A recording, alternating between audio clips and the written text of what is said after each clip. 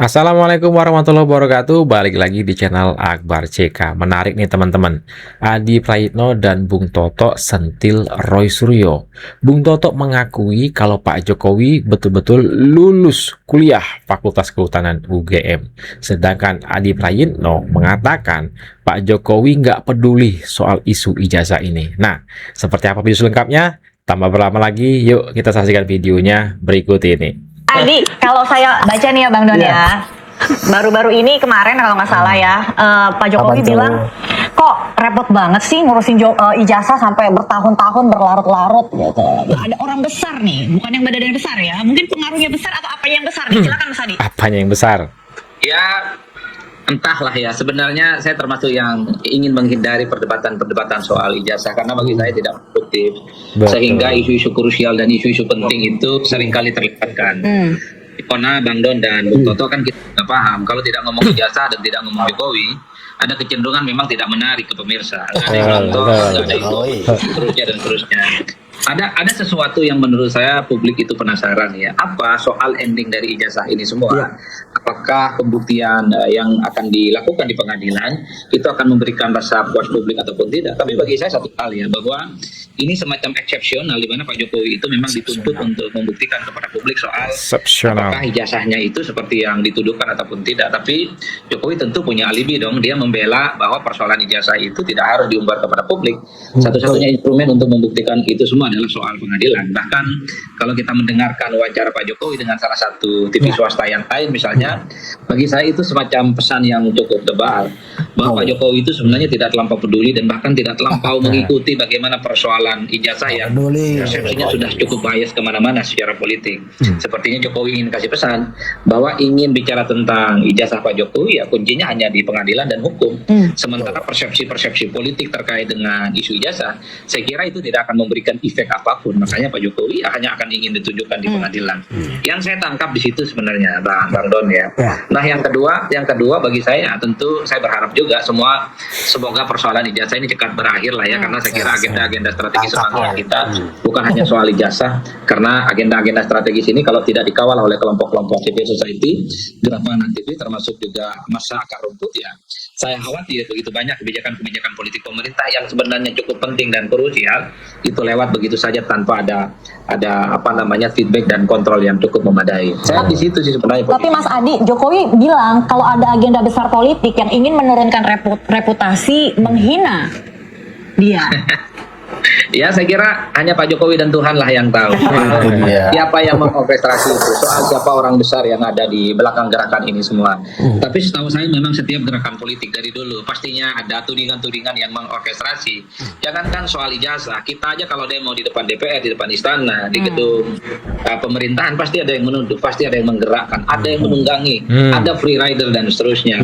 Jadi statement-statement semacam ini bagi saya adalah perkara gampang, tapi at the end bagi saya ini sudah menjadi konsumsi politik dan Pak Jokowi sudah berkomitmen persoalan ijazahnya itu akan dibuktikan di pengadilan. Ya, tinggal kita tunggu nanti di pengadilan siapa yang benar dan siapa yang salah. Saya kira di posisinya tapi pada zaman pertama banyak juga pihak yang menuntut. Boleh juga jika di-spill orang besar, backingan-backingan yang mengorkestrasi persoalan ijazah ini cepat berlarut-larut hingga bertahun-tahun. Saya termasuk yang juga ingin tahu apakah yang dimaksud dengan orang besar itu yang punya badan besar? Apakah orang besar itu yang memiliki irisan yang sesuai bahasa relawan Jokowi itu misalnya warna biru ya? Merah juga. dan seterusnya. Sehingga tidak ada dusta di antara kita dan terang benderang sebenarnya siapa yang ingin memainkan ini semua. Apalagi misalnya kalau kita mendengarkan argumen orang besar ini katanya dia punya intensi untuk maju di 2029. Minimal mengincar posisi calon wakil presiden. Iya Mas Adi, sebetulnya kita juga nggak terlalu sudah bosan juga sebenarnya membahas masalah ijazah ini. Cuman gini Mas Tok, ini belum ada presiden. Karena itu kemudian itu dibicarakan dan itu tidak pernah putus gitu. Kalau saya sudah 40 tahun jadi jurnalis, jadi saya belum pernah dengar isu selama ini untuk urusan yang begini. Dan karena itu menarik perhatian, apa sih sebetulnya ini politisasi ada bilang soal hukum, tapi ada juga bicara soal politisasi gitu. Jangan-jangan lebih daripada itu, Bang Don. Oh, lebih dari Kalau itu. nggak ada marketnya, nggak ada penontonnya, tayangannya selesai. Ini kan tayangannya panjang Iya, pertanyaan betul. kita kan. Karena saya termasuk yang selalu menolak. Saya tidak pernah mau datang, ada beberapa stasiun TV itu mengumbar itu dan selalu konflik gitu. Saya nggak tahu Adi pernah datang atau nggak, tapi menurut saya sama. Saya sepakat ini bukan isu strategis buat bangsa ini. Betul. Tapi akhirnya teman-teman media itu mengatakan, Mas, ratingnya tinggi, Mas. Ya, ada yang bilang begitu. Artinya kita berbicara di sini ada sisi politik infotainment, dan kita harus mengakui ya, Ya. pada titik ini marketnya besar, dan disinilah karakter dan kualitas masyarakat kita melihat politik. Sisi gosip, urusan pribadi, bener atau enggak bodong gitu kan, hal-hal seperti ini. Yang muncul pun kita tahu loh, kebanyakan orang-orang yang ngerti entertaining. Oh ya, saya sebut aja lah Roy Suryo, gitu, misalnya Rasman Nasution seperti itu ikutan. Ini orang-orang kan yang entertaining. Dan pertanyaannya kan jangan-jangan pihak-pihak yang terkait, entah Pak Jokowinya, entah yang menudingnya, jangan-jangan memang ikut menikmati juga masuk pada level itu loh. Kita nggak bisa menilai loh. Jangan-jangan Pak Jokowi malah dapat efek terzoli. Iya. Roy Suryo akhirnya populer lagi misalnya, dan lain-lainnya. Ini yang menurut saya harus dilihat dari sisi selain sisi berat hukum dan politik. Kalau mau ditarik pada isu yang lebih beratnya, pertama saya pribadi, saya percaya Pak Jokowi lulus. Saya percaya itu Pak Jokowi penting. lulus. Saya percaya Gibran juga lulus. Adi Praetno saya ngomong gini masih ketawa nih. Gue pikir lo nggak percaya tuh kira-kira gitu ya. Tapi poin paling penting sebenarnya kalau kita mau bicara agak serius ya, ini kan adalah salah satu bentuk bagaimana kita mengkritik atau meragukan selama ini sistem pengawasan dari lembaga penyelenggara pemilu, Bawaslu atau Panwas, beneran kerja nggak sih ketika berbicara ngecek yang namanya ijazah. Yang lebih mungkin terjadi kan Bang Don secara teknis ya, ini bukan tentang Pak Jokowi tapi ribuan pilkada yang pernah terjadi di Indonesia, orangnya lulus tapi secara administrasi karena baru didaftarinnya 2 hari sebelum pendaftaran, koalisinya baru terbentuk, harus ngasih ijazah asli, ijazahnya hilang, rumahnya banjir misalnya. Kita pun bisa mengalami seperti itu. Dan bukan tidak mungkin di situ muncul hal abu-abu, dibikinlah katanya gosipnya di Pramuka atau di mana dan segala macam. Pertanyaannya paling penting kan secara sistemik, selama ini KPU beneran nggak sih ngurusin begituan?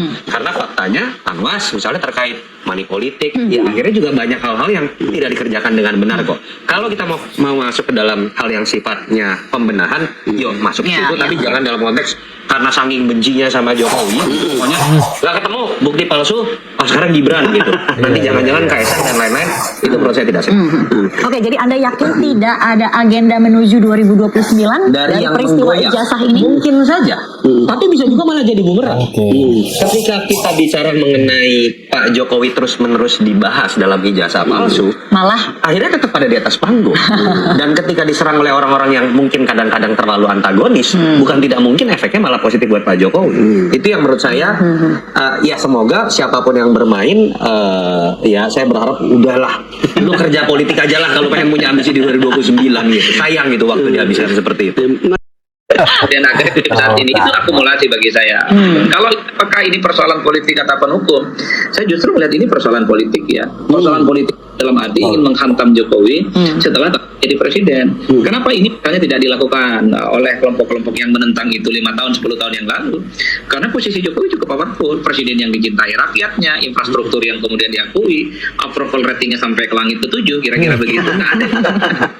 Tapi setelah nggak jadi presiden, kan semua instrumen kemewahan yang dimiliki oleh Jokowi sebagai presiden secara perlahan sudah mulai berkurang. Dan apalagi setelah pisah jalan dengan PDIP, nyaris kan tidak punya partai yang cukup solid untuk memberikan perlawanan. Dulu saya membayangkan kalau perjuangan ijazah ini Jokowi itu masih bersama dengan PDIP, saya membayangkan orang seperti Adian Apitupulu, Masinton Pasaribu itu paling agresif memberikan pembelaan yang cukup luar biasa kepada Jokowi. Tapi karena pecah kongsi, karena sudah pisah jalan ya, terkesan Pak Jokowi itu memang ditinggalkan sendiri, melawan sendiri terhadap kelompok-kelompok yang selama ini selalu menuding ijazahnya itu sebagai sesuatu ijazah yang tidak benar. Nah, akumulasi semacam ini yang sepertinya dibaca oleh Jokowi sehingga expose yang terkait dengan ijazah ini kan stamina politiknya sudah setahun penuh dan nyaris tidak terkait oleh isu yang lain. At the end bagi saya, siapapun yang kalah dan menang terkait dengan ijazah ini gak ada gunanya Bang Don, untuk apa? Kan tidak akan mengubah apapun, tidak akan mengubah Jokowi jadi presiden Rio Periode, tidak akan mengubah jadi mantan wali kota dan gubernur. Satu-satunya mungkin yang ditarget adalah bagaimana Jokowi itu dipersepsikan tidak sebaik yang selama ini dibayangkan oleh banyak orang. Kalau memang betul argumentasinya seperti yang disampaikan oleh relawan-relawan Jokowi, ada intensi menuju 2029 minimal mengincar posisi cawapres, bagi saya tidak sesederhana itulah ya, karena persoalan capres dan cawapres ini tentu adalah domainnya elit-elit kunci, ketua umum partai yang mereka adalah veto player yang bisa memutuskan soal siapa yang bisa maju dan kemudian tidak bisa kita maju. Nah, bagi saya ketika ada putusan Mahkamah Konstitusi yang zero threshold, saya kira tanpa Jokowi sekalipun, tanpa kelahi-kelahi terkait dengan ijazah sekalipun, semua orang yang partainya lolos ke parlemen, termasuk juga yang boleh ikut pemilu, boleh itu menjadi calon presiden dan wakil presiden. Untuk apa hanya sebatas mengincar posisi calon wakil presiden? Itu bagi saya adalah argumen-argumen yang tidak masuk akal. Tapi saya ingin menambahkan apa yang disampaikan oleh Bung Toto ya, terkait dengan kinerja KPU dan Panwas terkait dengan ijazah ini. Apakah mereka bekerja selama ini di Solo, di Jakarta ataupun KPU pusat? Kalau kita membaca undang-undang sebenarnya kan tidak wajib melampirkan ijazah asli. Undang-undangnya itu hanya boleh menyertakan fotokopi surat keterangan lulus, ijazah ya SMA ataupun S1 yang derajat yang dilegalisir. Udah segitu aja. Nah, bagi saya ini adalah momentum karena konon di 2026 ini kawan-kawan DPR akan membahas terkait dengan undang-undang pemilu. Saya termasuk yang berharap bahwa dalam undang-undang pemilu semua calon pejabat publik, presiden, wakil presiden, gubernur, bupati, wali kota, termasuk anggota dewan, wajib hukumnya saat mendaftar ke KPU membawa ijazah asli.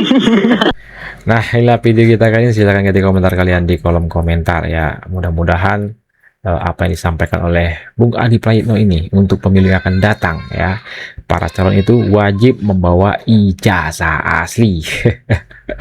Inilah sedikit informasi yang bisa saya sampaikan di video kita kali ini. Saya Akbar JK mohon undur diri. Assalamualaikum warahmatullahi wabarakatuh. Salam sehat selalu, bye bye.